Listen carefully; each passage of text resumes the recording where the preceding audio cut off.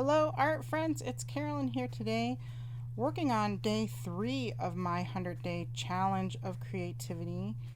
I won't be able to take videos of every day of the challenge, so make sure you hop over to my Instagram and check out the pictures I post every day. See my link in the profile below. I'm starting off my page on a gessoed page using some gel prints and other pieces of paper I had laying around in my studio.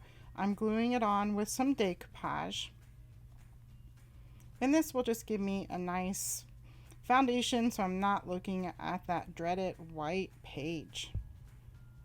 After I get all the pieces glued down, I'm going to put a thin layer of gesso, and actually I put on a little bit too much, but it's easily resolved by wiping a little bit of it off. One great thing about these challenges is it keeps you creating every day. That's my goal. But there is a little bit of a time constraint. So using the stencil by Stencil Girl is a great time saver as I'm trying to create a portrait. I'm using Dina Wakley gloss sprays in Midnight and Medieval to spray through the stencil. And don't worry, I'm not going to waste any of that paint. I'll flip it over and use that in another project. But I have a great base for my portrait, and I'm going to use a limited palette for this page of yellow ochre, some teal, and then that indigo color that you get from the gloss sprays. And what I'm working on now is just bringing back a little bit of the detail in the face, adding the neck, and eventually I'll add a little bit of jewelry using some Daniel Smith gold watercolor ground.